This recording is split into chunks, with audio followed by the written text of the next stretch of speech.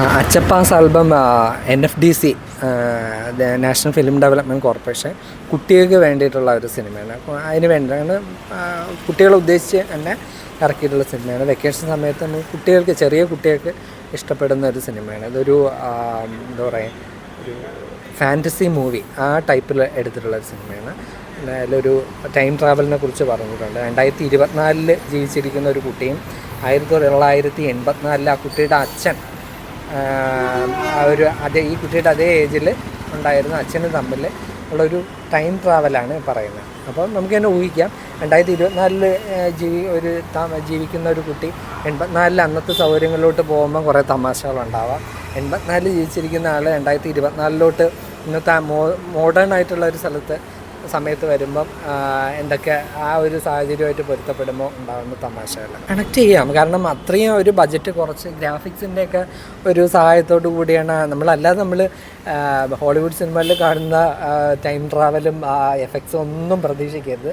ഒരു വളരെ ചുരുങ്ങിയ ബഡ്ജറ്റിൽ NFDC കൊടുക്കുമ്പം എത്ര ചെറിയ ബഡ്ജറ്റാണെന്ന് ഊഹിക്കാമെന്നുള്ളതേ ഉള്ളൂ.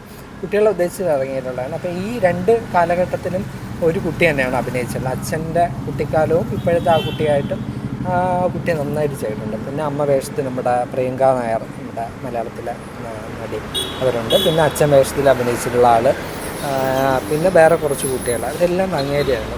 നമ്മുടെ ചെറിയ കുഞ്ഞു സിനിമകൾ ഇഷ്ടപ്പെടുന്ന ഡെഫിനറ്റ്ലി ഈ സിനിമ ഇഷ്ടപ്പെടും. ലാഗിങ് ഒന്നുമില്ല. തുടക്കം മുതൽ തീരും വരെ നമുക്കൊരു ഞാനും എൻ്റെ മോനും കൂടെയാണ് ഈ സിനിമ പോയി കണ്ട.